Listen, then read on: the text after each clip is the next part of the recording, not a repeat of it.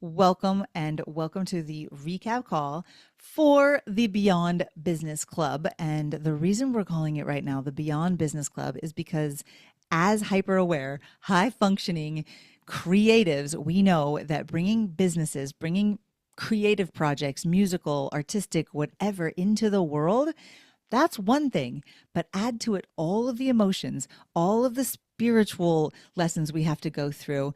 Thursdays are your jam. I love it. And add to it all of the stuff we're holding in our life. That's why we're here, because we believe and we have taken in the data and we're operating at about a 16-to-1 ratio. We help you all do your business planning. We get eyes on your business and make some decisions and start looking at the data and what you can track. That's the one. You can do that once a month and be ready to go.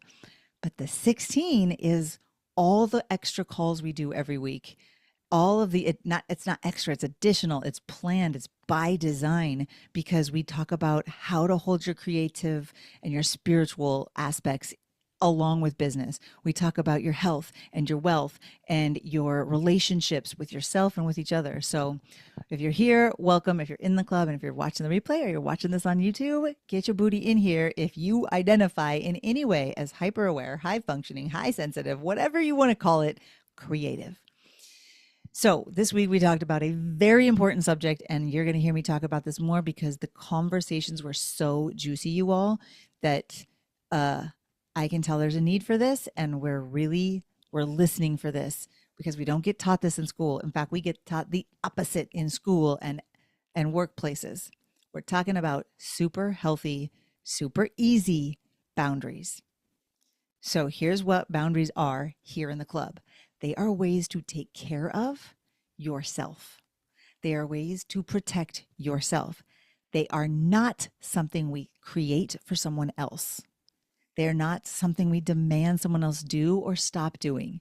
That's where I think we go wrong. We go, don't ever do this again. It encroaches on my happiness or even my safety. We do not want to become unsafe. So we try to ask people to do things or control them. And it doesn't work because people be people. But we do us. And when we can do what we can control, everything changes. If you don't have a clear boundary, that people can't know if they're violating your boundary or not. You got to get clear with it first. Doesn't mean you speak them out loud all the time, but you can be very clear within yourself and outwardly if you need to. For example, most of us have a very clear boundary around physical violence.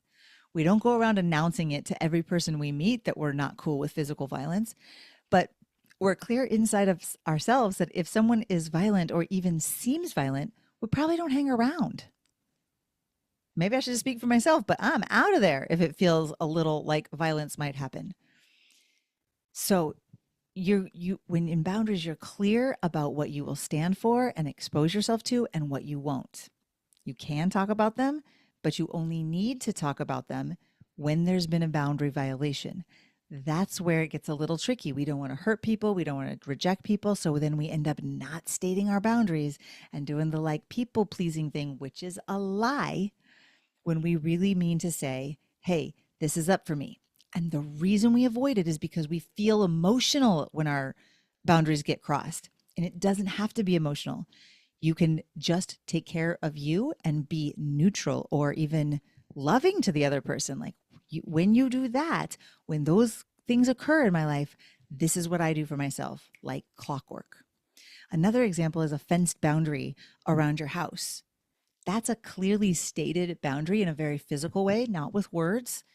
And you're clear that if someone violates that, you will do something. Maybe you'll call the police. Maybe you'll take out your pellet gun. I'm not here to advocate violence, but maybe you are clear in you that just the cock of a shotgun is all you need to hear when you're violating someone's trespassing issues, and they're out of there. Not advocating violence once again. But when there's more emotional boundaries that we need to talk about and less physical and less obvious, less clear, it's still the same. You can make a really clear request or statement. Hey, when this happens, that's not cool with me. That you can make the statement. And then the second part is you have to have a very clear consequence of what action you're going to take when that happens to take care of yourself. The consequence The second part of that is always your action, what you will do. So another example I gave this week was if you smoke a cigarette in my house or if you smoke a cigarette in my car, I'm going to ask you to leave, or I'm not going to invite you next time if you're going to smoke in my house. Doesn't mean they can't be a smoker. Doesn't mean I love them any less if they're a smoker. They can do whatever they want. I want them to do what they want. I want them to live their full life. I have opinions maybe about smoking, but that's not for me. They can do what they want. It's about what action I will take when I've clearly stated what I do in my space or with my body or whatever. Another example, I might say, when you raise your voice, I will pause on my part of the conversation till we're back to normal speaking voices. Or when you raise your voice, I'll bring it to HR. That's what I do every time someone raises their voice at me, depending on your situation. It's what you will do to take care of you. Very different than the boundaries I thought when I was growing up, or what I thought of boundaries. Hard part there is to actually then follow through with what you said you would do. And there can be some confusion in making requests around non-boundary violations. It is not appropriate to make a request and have a consequence when you just want someone else to be different or do something different. It's not about controlling others. It's about you taking care of you. So if you want someone to call you more often or do something, be more romantic, or call you when you call them, have them call you back in a timely manner, or give you more praise, those are preferences. We're going to talk more about what preferences and expectations can become and how to deal with those, but those are not boundaries. And you can and even should tell people your desires and hopes and preferences. That's wonderful. That's relating and connecting, especially before they become internal expectations and premeditated resentments if they don't happen. When they stay invisible, that's when we get into messiness. You can absolutely say, I would love it when I call you if you'd call me back. People say that to me a lot, and I have to have a conversation with them about what my timeline is for calling people back. Or the friends that are in my life, we have some understandings about how it works with phone calls. We don't even leave messages because we all know we're not going to listen to the message. We just see the missed call and we go, okay, I want to call you back. But saying, I would love it if you call me back is different than if you don't call me back, I will stop being your friend. That's manipulation. That's coercion. That's something different. Now, if your friend never calls you back, that's their decision. They're right. But it doesn't violate your right or your safety. And the trickiest part, I keep saying that about boundaries, is kind of also the most important part. The following through on what you said you'll do to take care of yourself, right? It's what gives a boundary validity, y'all. When you say, when this thing happens, I will do this. And then every time that thing happens, you do the action that you said you were going to do. That's what makes a boundary amazing and establishes it and gives it validity. So when you make a request and you state your intended action, and then you love yourself and the other person enough, and you respect the whole scenario, knowing what's going to happen when you do follow through, that is what I'm calling the work of true intimacy. And it can be incredibly hard and excruciating, but that's it. So worth it still. You will feel feelings when you are having a boundary with someone and doing the action to take care of yourself, but you don't have to do it like, I'm so mad at you for making me take this action. You can say, I see that you're doing that. I'm going to do what I said I was going to do. We can follow up later. We can come around again next time and try it again. This is how you honor yourself. This is how you stop the cycle of overwhelm and resentment. Boundaries are the hard but very real and true path to deep, meaningful, quality relationships. It's these kind of boundary conversations that are what allow us to actually be in relationships and tell the truth. We don't have to pretend and people please, which I'm going to call a lie. People pleasing is lying to people. When you say yes, when you mean no, that's lying. We were taught not to lie. It feels bad when you lie. That leads us to the blame and complain and the seething later. You're either going to explode or implode. So think for yourself right now, where are some places that you might even see like, oh man, this lady's speaking truth, but I don't want to hear it because having a boundary somewhere where I have not had a boundary is going to be hard for a while. So let me say it again. Hello to everyone who's just joining us. We're recapping boundaries and we're going fast. You're either going to explode or implode when you haven't stated your boundary. But the good news is you always have the next choice. You always have agency and can take responsibility. And it can be hard to have a conversation later when something's been occurring to say, all right, we got to talk. I love you and I love me. So I really want to have this kind of known. I'm going to start being different around this situation. When this happens, I'm going to do this. Not mad, not even emotional. It helps when you're not emotional about the boundary. One of the things we said is don't ever make boundaries with your hands on your hips, because then it seems very confrontational. Then it seems like there's a problem. There's not a problem. People can be who they are, and you get to take care of yourself. Because when fear and worry come up in a very real life boundary experience, someone might be upset with you and you're afraid and worried that that's going to alter the relationship. And if you have a nervous system wired to avoid what feels like having someone mad at you or upset with you, you're going to want to be with yourself and learn how to have that grace and gentleness with yourself as you care for you and remember that you can process emotion now. You can feel all the sensations without making them mean you did something wrong or you should undo the boundary. Now, it's true that you have to be willing to let the other person sometimes think things that aren't true, think things that might not be true about you or inaccurate about you. Maybe you never get to clear them up. There are people out there in the world that think things that aren't true about me. I would love to clean them up or clear them up. I might never get to. And to be complete with that is an act of self-love. You have to be willing to allow that, and out of love and respect for you and them, not necessarily out of anger, to let that be. Like most things, this is all a nuanced conversation. Sometimes we state our boundary and we're trying to be emotionless or neutral and say, look, this is the situation. This is just what I'm going to do. But we raise our voice. Might not got to circle back around, come back at it again. That's okay. We're going to keep working on these boundaries. It's an iterative process, meaning you circle around, and every time you circle around, you get closer to your center. So you don't have to figure out all your boundaries with everyone and get them all into one place today. I mean, that's one approach. But I found that anything I do that's new, if I practice it gently, slowly, surely, over time, I get better at. And I'm pretty slow at things at first. And I don't mind it now because I realize when I'm going slow and I'm reading slow and I'm doing new things slow, it goes in deep. It's why I am who I am, because I'm kind of slow with things that the world thinks is great to be faster at. But I now don't call it slow, I call it deliberate. I don't call it dumb, I call it purposeful. So if that feels right for you, take that. Borrow my belief as long as you need till you start to realize, oh, that's true. I learn things deeply, and then I can give them back and help others. So consider things when you're setting boundaries. This is what I want to offer you. When it's really hard to do it and you're thinking this person's going to be mad, I want you to think, what if I set this boundary? If I say every time you do this, I'm going to be doing this to take care of me. I love you. We can figure out a different way to interact, but I'm going to always do this when this happens. I want you to think of what will having that boundary free you up to then be able to feel and do and have for yourself. What freedom will you get?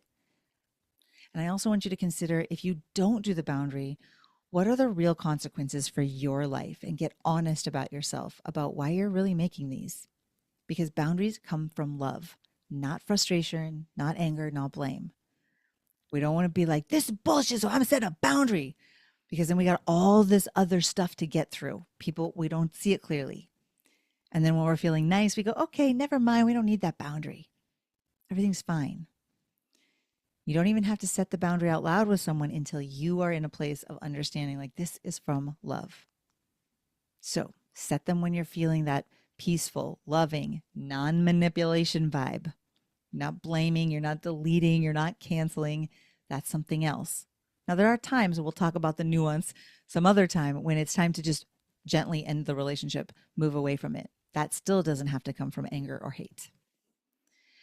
So then we also talked about when people are walking all over you or you feel like you're being disrespected on the regular, it usually means that you have lied down in front of them. When people are walking all over you, it usually means you're lying right in front of them. If you don't want to help them, if you don't want to be a part of what they're doing, get out of their way. Don't do that to yourself. Maybe it's what you've done all this time. Maybe your good mama taught you just by example. That's okay. You can stop. If you don't want to be there, if you would rather be somewhere else, if you don't want to help someone or be interacting with someone, love yourself and them enough to be honest with it. And now, of course, for us hypersensitive, hyper-aware, creative humans, that can be easier said than done. So we're going to go deeper into healthy boundaries and also talk about how to have them, how to change what seems so hard, and how to build the skill of setting boundaries from love. The little mantra I just offered you a second ago that I like to think of is never set a boundary with your hands on your hips. I don't set boundaries with my hands on my hips if I have my wits about me. If you hear your own raw thoughts about the situation and you haven't cleaned up how mad you are, how frustrated, how blaming, how low self-respect, how low self-esteem you might have, and owned those for yourself, if you haven't remembered your own agency and power, that's usually when your boundaries are going to come from anger and exasperation, even avoidance of some inner work that's actually there for you to do. And that boundary opportunity is an opportunity to heal something and reintegrate in yourself, someplace where you're losing energy to thought errors or to people pleasing. Because y'all, here's the thing. We evolved to want to be in groups and in happiness, connection, right? That's the way we evolved to stay safe and to stay alive. So we have literally brain neurotransmitters that compel us to be part of the group or face death. So we've become really resistant and good at avoiding and even hating feelings like embarrassment, humiliation, shame, standing out, because in the past, that means we're one step away from possible death or being excommunicated from the tribe. So what do? Even now when we're not actually going to die, but it feels like we're one step away from it, we sacrifice our own self-care to remain safe. You know what I'm talking about. We say yes when we mean no. We people please. We try to control others. We try to control all kinds of things, or we just hide and isolate and don't do the things. We got people in this club doing big things, getting on stages on purpose, going for auditions, going out for jobs, feeling the emotions that come up and going, I'm actually not here for you all. I'm here for me. That's freedom. Here's the good news. If we have evolved to try to stay safe, having boundaries is part of the next evolution, because sometimes we are safe even when we don't feel safe, but we are safe. When you're safe and you don't feel safe, that might be a good time to look at a boundary. So I drew you some pictures this week. Go watch the replays, get your booties into the club so you can see the pictures. But I gave you a picture. If you didn't see it, we'll talk about it in the coaching section around what no boundaries looks like, what isolating boundaries looks like, and a kind of a quick visual, and then what healthy boundaries, which are for you, not against someone else, can look like. So we'll talk about those in a moment. I gave you lots of stories about different breakup situations I went through where I had tried so hard to have boundaries, but I was still so emotional around it that the boundaries never stuck, or I'd go back on them, or I was wishy-washy. And then once I cleaned up thoughts, having breakups just be so loving and go, this is so hard for both of us. And I love you. But we're complete here. We're done. We don't have to put each other on the calendar anymore. Good luck. I hope you find love. Peace. That's what happens with clean, calm boundaries. So never set a boundary with your hands on your hips. And the last thing we talked about this week, to wrap up the recap so we can get to what's up for you tonight, is I told you that there's a billion boundaries when you are bringing your businesses to life. When you're bringing your creativity into the world, there's going to be boundaries with yourself, boundaries with your audience and your clients. Those are all going to come up. So let's not think about all of them. For us creatives, that can be very overwhelming. And we're like, I'm out of it.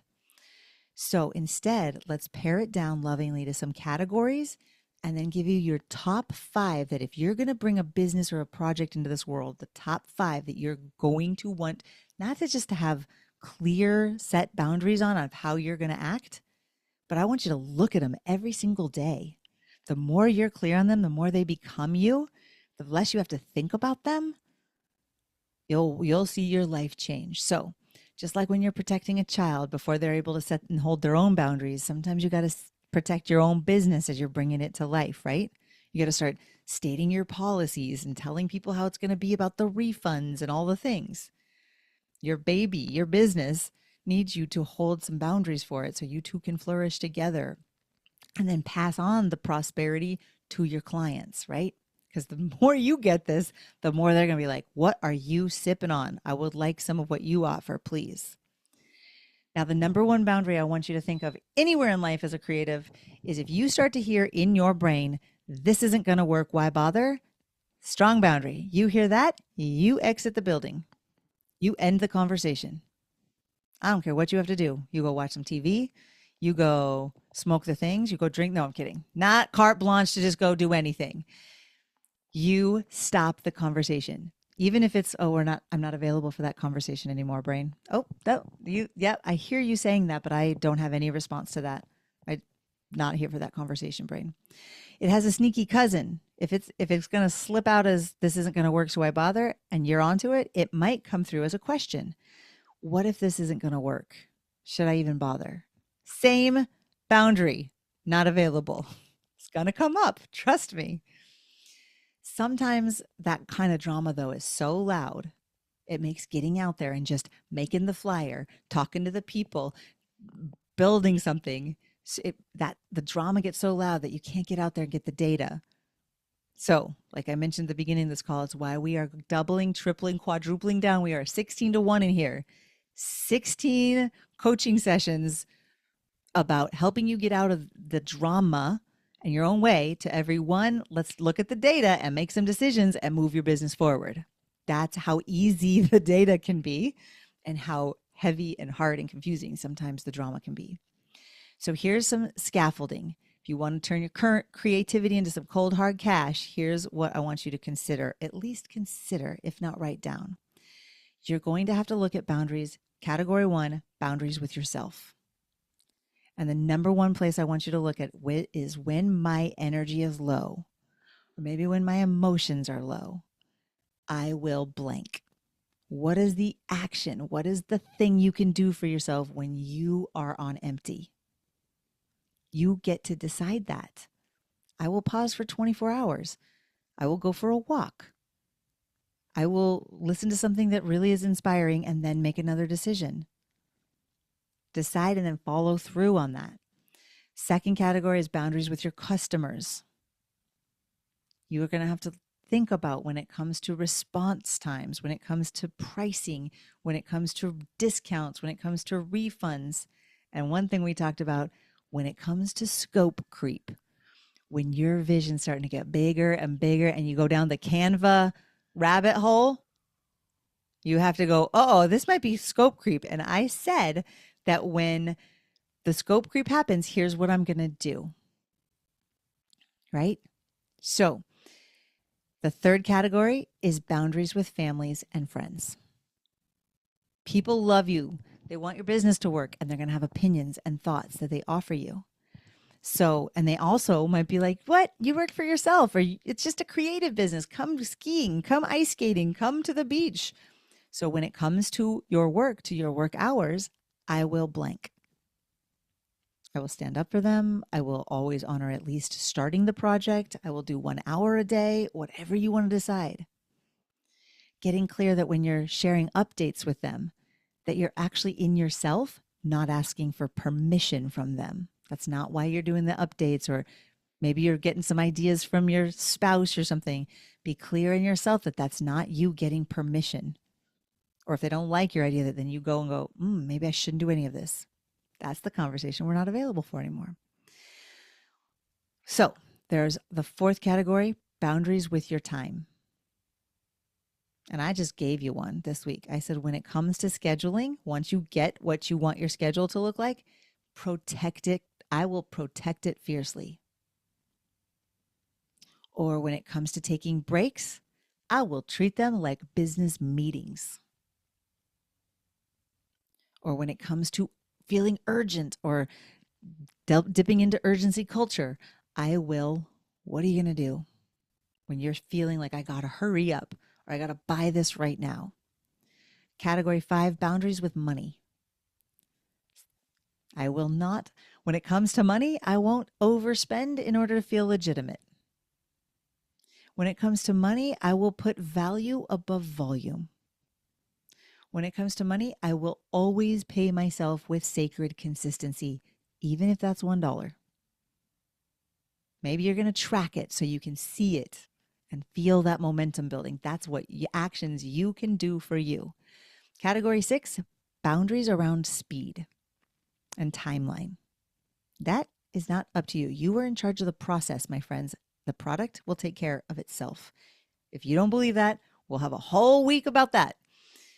So maybe when it comes to speed, you are deciding, I will not equate speed, like how fast it's coming, and with alignment or that it's the right thing. Or when it comes to speed, I will pace myself for sustainable momentum. This is what you can do for yourself. When it comes to speed, I will never see urgency as success. So the last 5 I will leave you with, I know this was a big week, is the ones I want you to top of mind every day with your business. Number 1, who am I helping? Who am I serving? Who is my target market? Helps if you name them. Helps if you know what they like to wear. Helps if you know. I started a little beta group to actually get to know you. I know what you wear. I know what your hair color is. I know what you eat for breakfast. Not stalker style, but loving you style. Number 2 thing I want you to be clear about is, how are you going to get in front of them? What is your plan? Are you going to call them on the phone? Are you going to do social posting? Are you going to run ads? Are you going to join a church organization? Are you going to go to networking events? Know your plan. Number 3, know once you meet people how you're going to give them and serve them and give them results ahead of time in order to then invite them into your offer. So I'm just going to call that knowing your conversions. How to help them go from just knowing you to buying from you. The right people, of course, not just anybody. And this one is just in my head, have good shit. Your stuff has to help people. What problem are you solving? You have to, not only do you have to know what problem you're solving, you have to know that your person that you want to serve has that problem and knows that they have that problem and wants help solving that problem. Then there's not much to sales. Number 4, that I already kind of gave it away. Know your offer, otherwise known as know what problem you are solving for people, even if it's just bringing more joy into their life, even if it's just fashion apparel. It's not a just before that. It is, I am committed to helping people feel fantastic in their body, especially if they're struggling with low self-esteem or wanting to be more playful in their life. There's no just about any offer. You got to believe in it. And also, of course, how much it costs and how long it's going to take them to get it. And last one, category 5, I want you to always be having your eye on how you're going to scale or systematize so that it's not all on you all the time. Now, this looks very different at different phases. Sometimes we're talking automations. Sometimes we're just getting a simple system for getting out of bed in the morning. But know how you're going to do this on repeat, and starting to look at that is game changing. So what problem are you solving and who are you solving it for? Let's pause there. That was a big recap. I love you. Thanks for listening. Mwah.